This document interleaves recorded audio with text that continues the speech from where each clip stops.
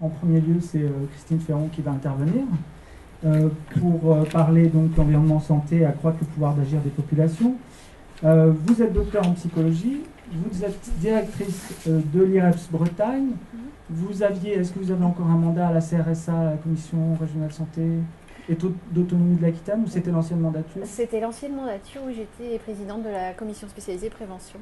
C'est plus le cas. Oui, non, c'est plus voilà. le cas aujourd'hui. D'accord.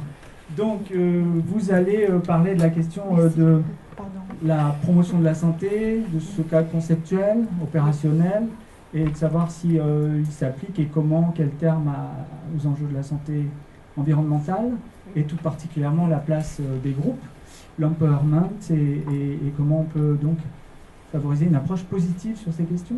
On va essayer. Merci. Alors, je mets les choses en route. Bonjour à tous. Je vous remercie vraiment très sincèrement de votre accueil extrêmement chaleureux. Je remercie les organisateurs de cette matinée d'avoir bien voulu m'inviter à m'exprimer devant vous ce matin. Arnaud, merci de me prévenir 5 minutes avant la fin des 40 minutes, de façon à ce que, voilà, en principe, je ne dois pas dépasser, mais on ne sait jamais, emporté par mon élan, est-ce que je vais dire trop de choses, c'est possible aussi. Donc, voilà, j'ai intitulé ma présentation « La promotion de la santé et l'éducation à la santé environnementale, des alliés par nature ». Et vous allez voir que à la fois les liens entre les problématiques de promotion de la santé et de santé environnementale, ces liens sont historiques, donc sans y passer beaucoup de temps, mais au moins l'évoquer. Ensuite, le cœur du sujet, ce sera vraiment de montrer que les passerelles entre ces deux champs existent et qu'elles sont au cœur même de la promotion de la santé telle qu'elle est décrite dans la charte d'Ottawa de 1986. Et enfin, de terminer sur la démarche éducative, en fait, qui est, ou qui peut être en tout cas, selon la façon dont on le pratique, qui peut être très commune entre l'éducation pour la santé et l'éducation à l'environnement. Alors, pour commencer sur les aspects historiques, je voudrais, alors quand je dis histoire, c'est l'histoire, hein, voilà. On part donc de cette très ancienne affiche qui était utilisée en milieu scolaire, une affiche d'éducation à la santé, hein, telle qu'elle se concevait à l'époque. Donc là, on est tout au début du XXe siècle. Et il était question d'alcool, évidemment, hein, on parlait beaucoup d'alcoolisme, mais vous voyez aussi à côté une mention qui peut-être vous est plus familière, vous, acteurs de l'environnement, la notion d'air confiné. Hein, c'est des choses qui reviennent aujourd'hui, hein, la qualité de l'air intérieur, voilà. Donc c'est pas nouveau, hein, ça fait des décennies que c'est une problématique. Donc à l'époque, pourquoi parlait-on d'air confiné? On parlait d'air confiné parce que, à cause de la tuberculose, évidemment. Et on avait découvert que pour éradiquer ou lutter davantage contre la tuberculose, il fallait faire circuler l'air dans les logements. Hein, sinon, effectivement, on se retrouve comme le pauvre personnage qui se situe à votre droite et qui, voilà, tous les risques sont détaillés avec un luxe de détails qui, effectivement, puisque vous avez travaillé sur la peur et sur... voilà, donc on retombe ces approches très anxiogènes, sur ces approches très anxiogènes, mais qui étaient la règle à l'époque. Voilà, donc on enseignait aux enfants à l'époque, hein, puisque c'était en milieu scolaire, à l'importance d'aérer les locaux. Sauf qu'on oubliait deux choses. La première, c'est qu'à l'époque, les impôts locaux des maisons, des logements, étaient proportionnels au nombre de fenêtres. Et que donc, plus on était pauvre, et moins on avait de fenêtres, et moins, évidemment, on était en capacité d'aérer son logement. Et d'autre part, on était à l'ère industrielle qui avait mené à la construction de logements, notamment de logements ouvriers, un peu sur le modèle de ceux-ci, hein, qui existaient en Angleterre, mais qui ont existé aussi, par exemple, dans le nord de la France ou le nord-est, qu'on appelait les back-to-back houses. c'est-à-dire des maisons qui sont construites dos à dos et surtout mitoyennes. Hein. Donc ce sont des maisons qui sont en fait collées les unes aux autres sur 3 côtés, ce qui veut dire que les seules ouvertures sont percées sur la rue, hein, les portes et les fenêtres, et voilà, ça se voit encore mieux de ce côté. Hein. Vous voyez que en fait les gens étaient absolument dans l'impossibilité de faire circuler l'air dans leur logement, hein, les seules ouvertures étant sur un seul côté. Donc voilà, donc je trouve que ces exemples-là montrent bien à quel point, lorsqu'on est dans des injonctions de comportement qui ne tiennent pas compte de la réalité des conditions de vie et des conditions politiques de vie des personnes, eh bien, on ne peut pas se donner la moindre chance d'avancer sur le plan de l'amélioration de la santé. Donc ça, c'était un petit point historique. Là, encore un autre petit point qui me semble, un autre exemple qui me paraît intéressant, donc que j'ai emprunté à Éric Breton, qui est titulaire de la chaire de promotion de la santé à l'EHESP. Donc c'est une étude qui a été menée il y a quelques années de ça, mais qui montre l'évolution du taux de mortalité en millions, donc qui se trouve en ordonnée, là, sur la ligne verticale, par rapport au temps. Hein. Donc vous avez les années en abscisse, ça part de 1838, ça va jusqu'en 1960. Et ce qu'on constate, c'est la diminution progressive mais continue de la mortalité par tuberculose dans la population, en l'occurrence en Angleterre et en Pays de Galles. Ce qui est intéressant, je trouve, dans ce schéma, c'est que vous constatez qu'on a identifié le bacille responsable de la tuberculose autour de 1880, hein, comme ça, c'est la première flèche, et qu'on a réussi à mettre en place une médication, une chimiothérapie et de la vaccination bien plus tard, donc on s'approche des années 50-60, mais que malgré ça, la diminution de la mortalité s'est poursuivie, a continué. Hein, et ces gains en termes de santé et d'espérance de vie, eh bien, ils sont attribuables aux conditions de vie des personnes, hein, à la qualité de l'alimentation, aux conditions de vie et de travail, à la qualité de l'air, à la qualité de l'eau, à toutes ces améliorations-là, donc à énormément de conditions en réalité environnementales. Hein, donc la médecine, l'approche biomédicale, c'est bien, mais c'est loin d'être la seule réponse aux problématiques de santé, et les problématiques environnementales prennent une place considérable. Ça sera tout pour la dimension historique, on pourra y revenir si vous le souhaitez. Donc les passerelles, elles existent, comme vous le voyez, depuis longtemps entre les deux champs, et elles existent aussi donc, au sein de la charte d'Ottawa de promotion de la santé, comme je vais vous le montrer. Donc un certain nombre d'entre vous sont certainement très familiers de cette charte, d'autres peut-être un petit peu moins. Donc ça, c'est la façon qu'on a traditionnellement de la présenter. Donc je vous la mets pour que vous l'ayez vue tous au moins une fois. C'est une dimension aussi un peu historique aujourd'hui. Mais très concrètement, donc, ce à quoi nous engage la charte d'Ottawa de promotion de la santé, c'est à aborder les questions de santé selon 5 axes d'intervention principaux. Donc la promotion de politiques publiques favorables à la santé, la création d'environnements favorables à la santé. Donc là déjà, environnement, on a un petit indice par rapport à ce qui nous relie aussi. Le soutien à la participation effective des populations au projet de santé qu'on élabore pour elles. La réorientation des services de santé et enfin le développement des aptitudes personnelles par l'éducation pour la santé, qui me permettra de faire le lien avec Dominique, assise à côté de moi, qui prendra la suite.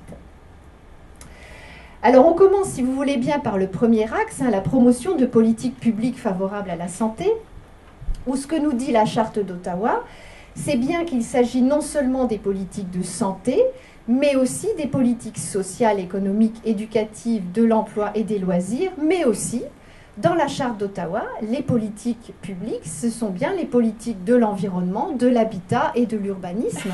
Donc d'emblée, dès l'axe 1 de la charte d'Ottawa, les questions d'environnement sont absolument, d'habitat, d'urbanisme, etc., sont absolument centrales.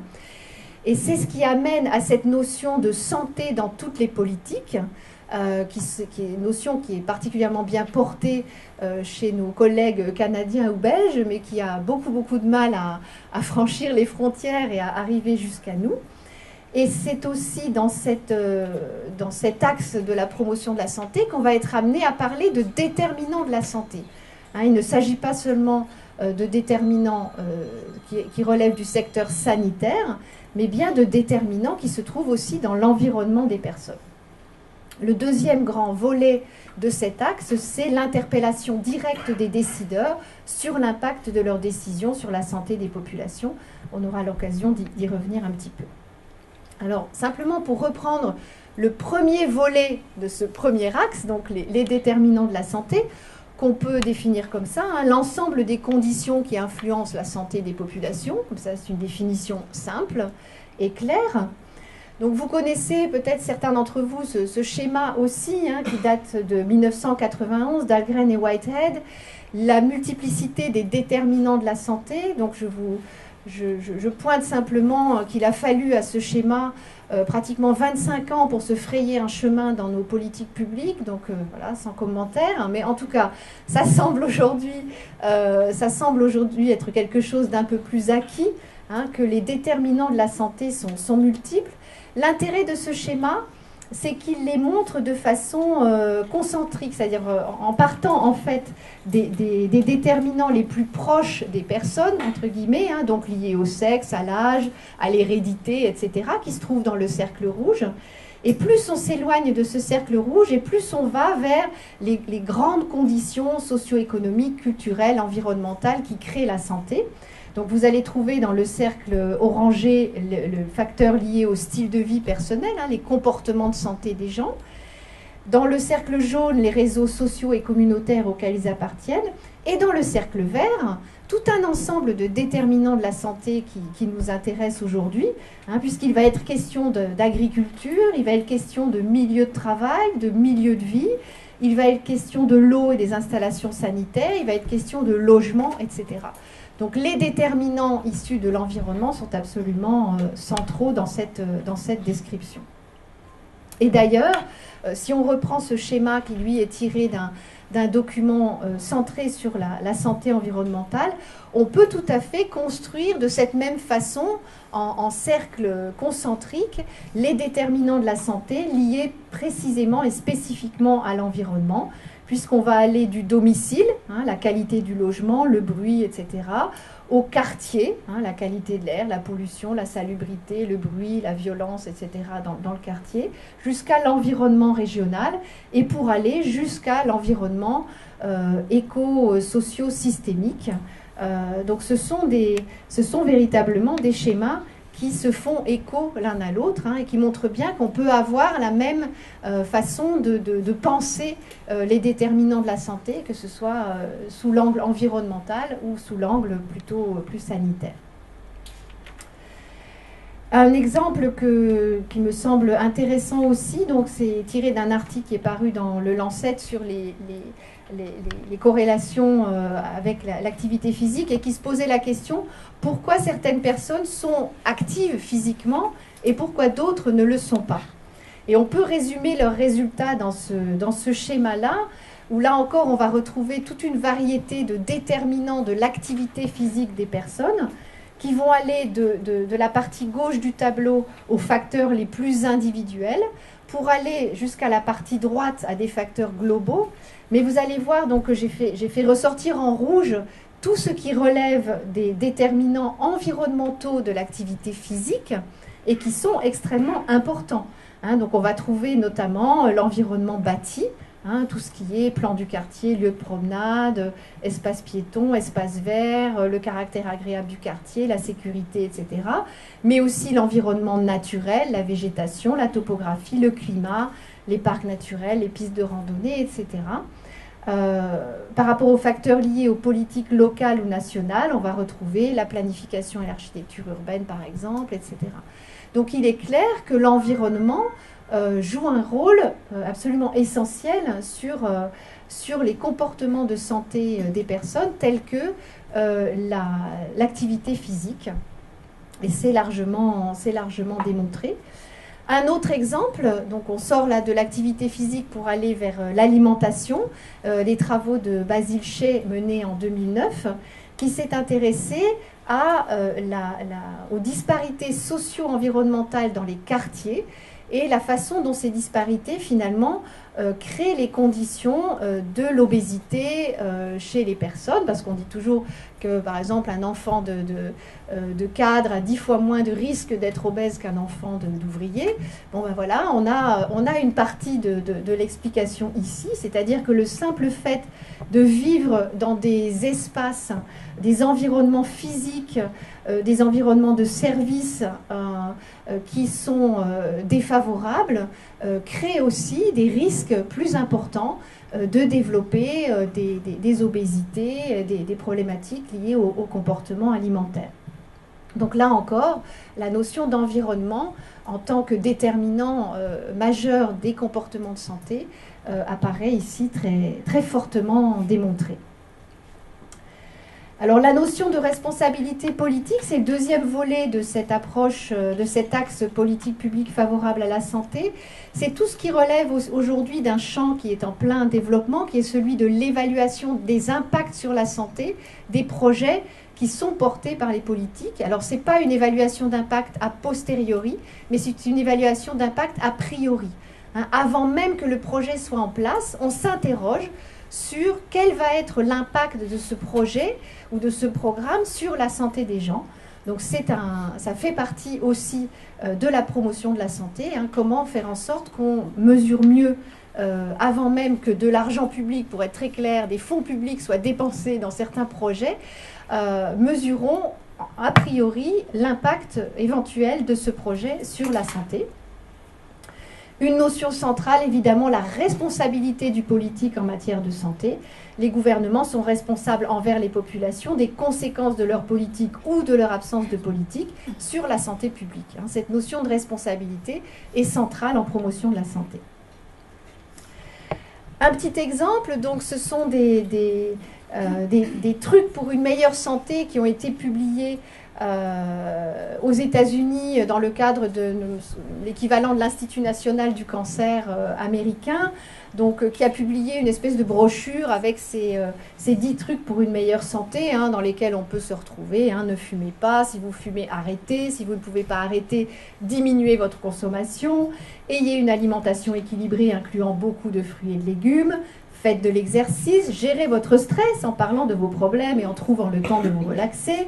Si vous buvez de l'alcool, faites-le avec modération, protégez-vous du soleil, utilisez des préservatifs, faites-vous régulièrement dépister, respectez le code de la route et enfin apprenez les gestes de premier secours. Donc on peut être effectivement tout à fait d'accord avec ces excellents préceptes. Ce qui est intéressant, c'est que la même année, un dénommé Gordon donc, proposait 10 autres trucs pour une meilleure santé. Évitez d'être pauvre. Si vous le pouvez, arrêtez d'être pauvre. Si vous ne pouvez pas, essayez de ne pas rester pauvre trop longtemps. Évitez d'avoir des parents pauvres.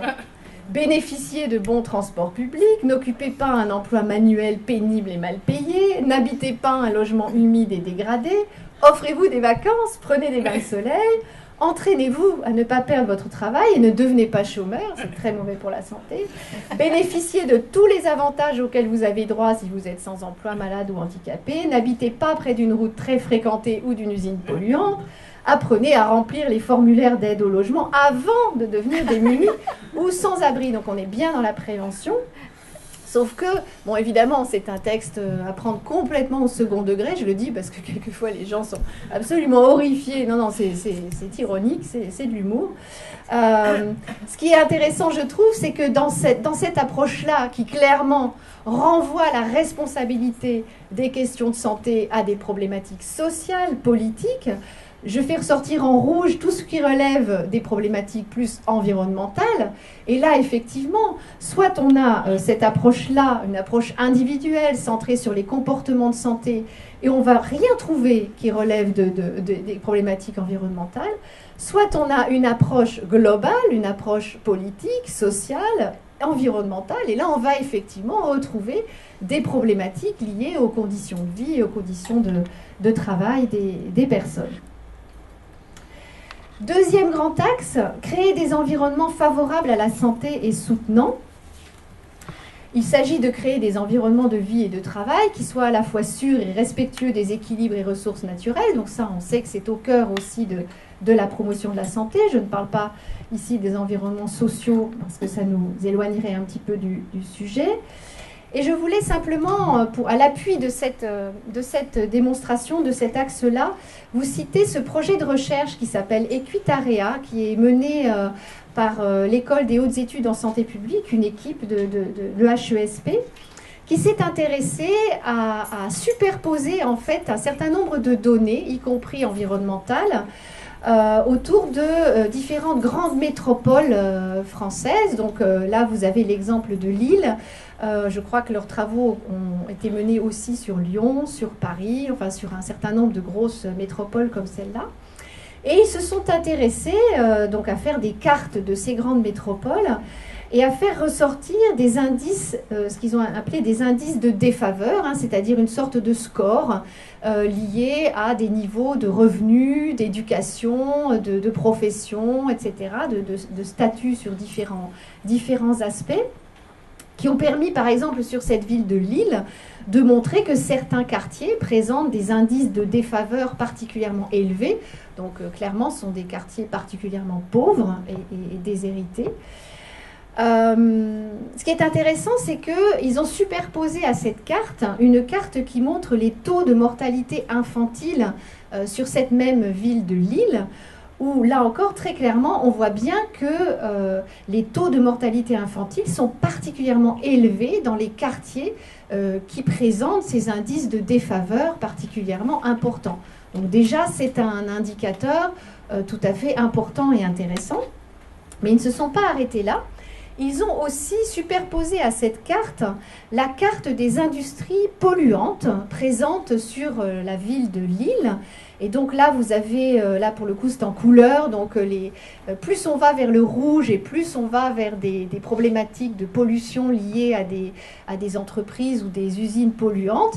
Et alors là, aux surprises, eh bien, on retrouve finalement la même configuration, c'est-à-dire sur les quartiers les plus défavorisés, on trouve également la plus forte concentration d'usines qui présentent des problématiques environnementales, ce que les chercheurs traduisent par les populations résidant dans des quartiers défavorisés vivent à plus grande proximité des industries polluantes que les plus favorisées.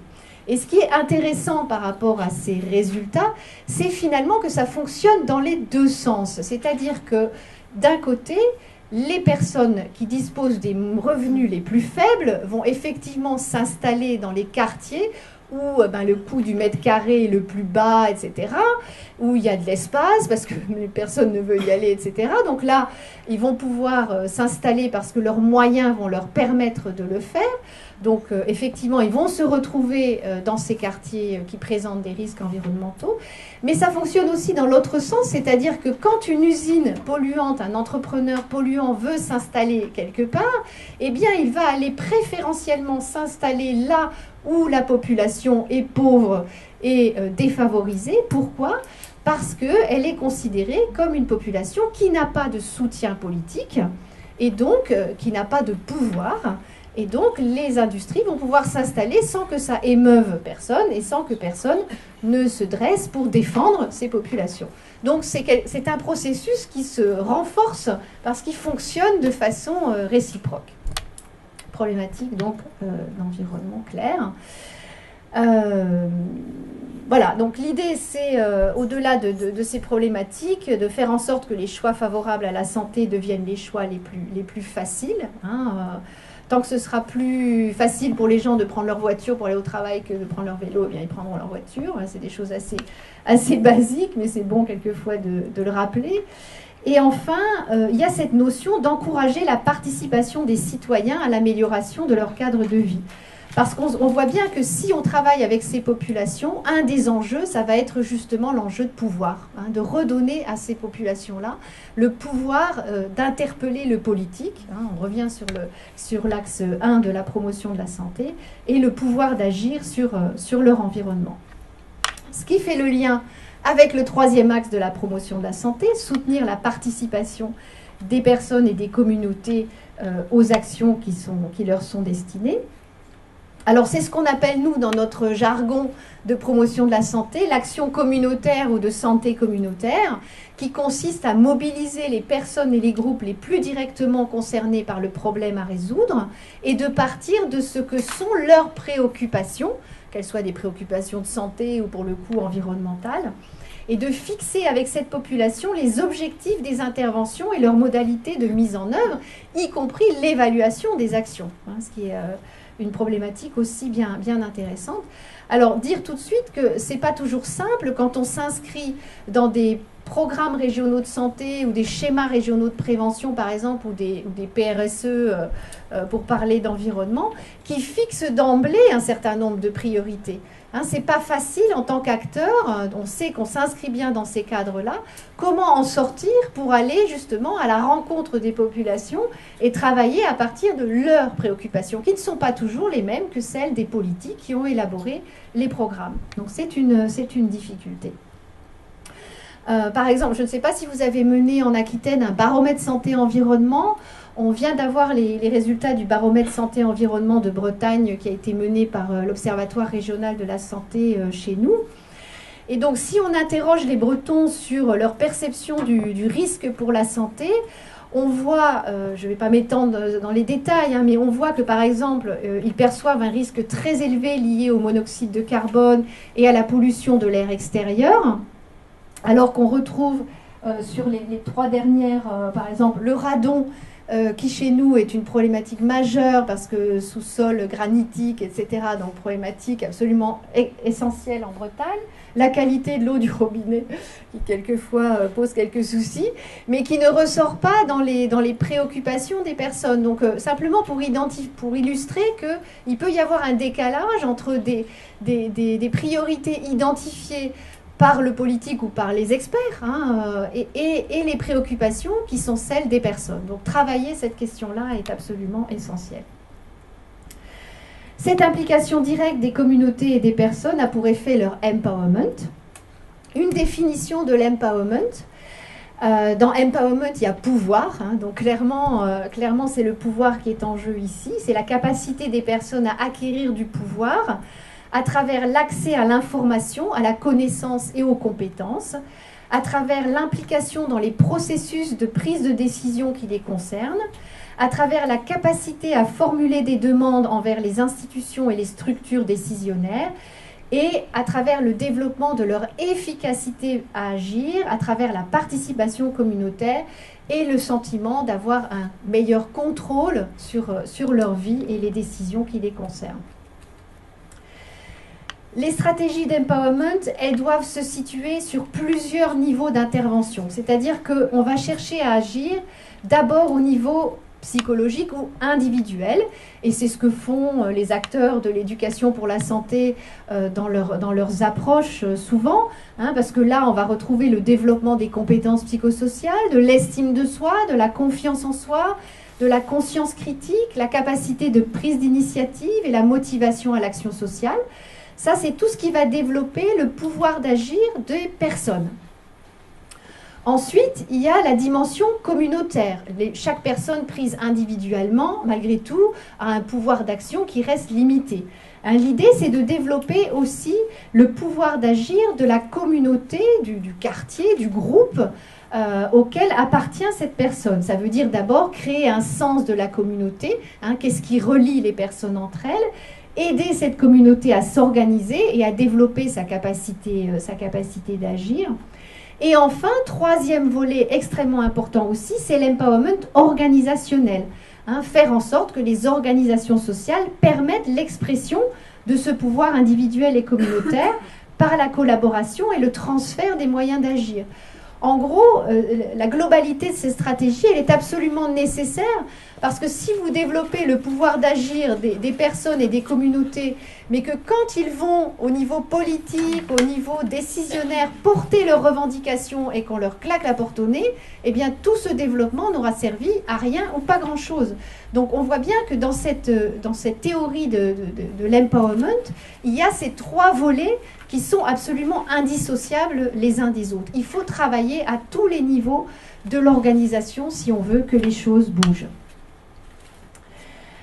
Dans la littérature santé et environnement, on met aussi beaucoup l'accent sur cette notion d'empowerment, mais on parle peu d'empowerment organisationnel, on parle beaucoup d'empowerment individuel et communautaire autour d'une démarche éducative qui est centrée sur la prise de conscience, sur le développement de structures participatives et sur la communication et la participation. Donc je détaille un peu rapidement. Donc éducation et prise de conscience. Qu'entend-on dans la littérature santé-environnement sur cet aspect? Eh bien, c'est le fait de stimuler des espaces d'échange et de connaissances et de dialogue de savoir sur l'environnement au sein de chaque communauté. C'est encourager une communication ouverte et une compréhension partagée de la situation ou du problème. C'est amener chacun à prendre conscience de son milieu de vie, des rapports entre son environnement et sa santé. C'est former des citoyens capables de comprendre le monde où ils vivent et de définir solidairement le bien commun. Le développement de structures participatives, c'est la mise en place de structures qui s'appuient sur la participation citoyenne locale dans la prise de décision pour ce qui concerne l'environnement. Ça, c'est le travail avec les populations. Et c'est aussi les processus qui favorisent la participation des acteurs, donc qu'ils soient professionnels ou bénévoles, au développement de tout projet en santé environnementale.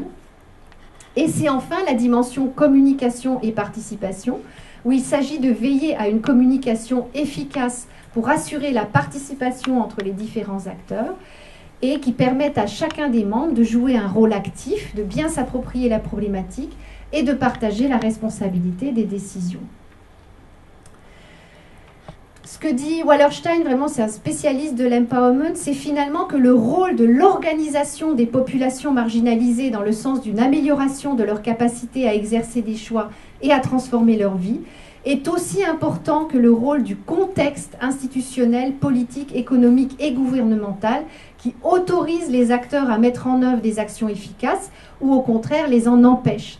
Et c'est là qu'on rejoint à nouveau les problématiques des PRS, des schémas, etc., dans lesquels on s'inscrit et qui nous autorisent, nous, acteurs, à agir dans ce sens-là ou au contraire, nous en empêchent. Il faut savoir que promouvoir la santé et la qualité de l'environnement par des stratégies d'empowerment, c'est d'abord bousculer un ordre établi, c'est rééquilibrer et partager des pouvoirs, c'est repenser en profondeur les rôles et les places, c'est aussi soutenir et mettre en œuvre des projets fondés sur la confiance en la capacité des personnes et des groupes à décider de leur vie et de leur santé. Je passe rapidement sur la réorientation des services de santé qui nous concerne moins. Et j'arrive directement sur l'éducation pour la santé, qu'on peut définir comme des activités visant l'accroissement des connaissances en matière de santé, mais aussi et surtout le développement d'aptitudes. Et alors pour moi, de quelles aptitudes s'agit-il? Il s'agit précisément des aptitudes qui permettent aux personnes et aux groupes de s'investir dans les 4 autres axes de la promotion de la santé que je viens de présenter, c'est-à-dire qui permettent aux personnes d'interpeller les politiques, d'améliorer leur cadre de vie, de s'exprimer dans le débat public et aussi de faire évoluer le système de soins. Éduquer n'est pas prescrire, donc là je ne reviens pas là-dessus parce que je sais que vous avez beaucoup travaillé déjà ces aspects-là. Et simplement pour dire donc ce que dit Jean-Pierre Deschamps, professeur de santé publique déjà depuis en 1985, hein, l'éducation pour la santé n'a pas pour objectif de parler au public de sa santé, mais de lui donner l'aptitude de parler de sa santé et des éléments qui la contraignent ou la favorisent, des choix à faire, des décisions à prendre, de l'autonomie et de la justice sociale. Le grand enjeu de l'éducation pour la santé est de donner à chaque citoyen l'aptitude à participer au débat sur sa santé et sa qualité de vie et les déterminants de celle-ci, sur les mesures prises pour assurer sa santé et son bien-être, sur les politiques locales ou institutionnelles de santé. Éducation pour la santé, éducation à l'environnement, une même démarche éducative. C'est ce que je vous propose en dernière partie. Ce que disent Lucie Sauvé et Hélène Godmer, qui sont des spécialistes de l'éducation à la santé environnementale, elles posent en premier point quelque chose qui me semble tout à fait essentiel. L'objet de l'éducation relative à l'environnement n'est pas l'environnement comme tel. Tout comme l'éducation pour la santé n'est pas, son objet n'est pas la santé. L'éducation pour la santé environnementale se penche sur la relation que les personnes établissent avec leur environnement. Et c'est une relation qui est essentiellement déterminée par la représentation qu'ont ces personnes de leur environnement, que ce soit sous l'angle de la nature, sous l'angle de l'environnement comme ressource ou comme problème, ou comme milieu de vie, ou dans le cadre d'une approche territoriale, ou dans le cadre d'un projet communautaire, etc. Ce qui nous intéresse, c'est bien le rapport des personnes à l'environnement et pas l'environnement en tant que tel. La santé environnementale, tout comme la santé tout court, a évolué d'un modèle individuel centré sur l'agir de chaque personne, si vous fumez, arrêtez, prise individuellement, vers un modèle axé sur la communauté et la participation de ces différents acteurs dans un agir collectif. Cette conception de l'éducation, évidemment, va bien au-delà de la transmission d'informations. C'est un processus actif au sein des communautés concernées. On revient à la notion de groupe qui implique le développement de l'autonomie, de la créativité et de l'esprit critique, notamment en matière de recherche d'informations, d'analyse des questions socio-environnementales et de prise de décision, ainsi que le développement d'un vouloir et d'un pouvoir-faire chez les participants. La participation des populations dans le champ de la santé environnementale présente un quadruple intérêt. D'abord un intérêt épistémologique, simplement en termes de connaissances. Ça veut dire que si on fait participer les personnes au projet de santé-environnement, ça veut dire qu'on va construire ensemble des connaissances en santé-environnement qui auront une forte utilité sociale. C'est-à-dire qu'on ne va pas construire des connaissances qui n'auront qu'une valeur théorique, mais ce sont des connaissances qui vont servir l'action. C'est aussi intégrer différents points de vue pour englober toute la complexité des problématiques de santé et environnement, puisqu'on ne s'intéresse pas uniquement à l'environnement en tant que tel, mais à la relation que les personnes établissent avec l'environnement. On va intégrer ces dimensions de complexité. Il y a aussi un intérêt éthique, évidemment, c'est favoriser l'engagement des personnes dans l'action sur la base de valeurs et de finalités partagées, mais donc sur lesquelles on aura pris le soin d'échanger et sur lesquelles on se sera mis d'accord. C'est aussi donner un sens politique aux valeurs qui motivent l'action. On veut agir, mais finalement, avec quel projet? Et c'est bien évidemment un projet politique. L'intérêt stratégique de la participation, c'est de mettre en commun des ressources et des compétences, c'est de favoriser l'appropriation des savoirs par les populations, c'est ouvrir un large éventail de solutions possibles et développer la solidarité nécessaire pour leur mise en œuvre. Contrairement à la prescription de consignes exogènes, culpabilisantes et souvent dérangeantes, on adopte une approche collaborative où les participants identifient les aspects positifs de leur pratique, mais aussi les aspects problématiques, et surtout recherchent ensemble des éléments de solution.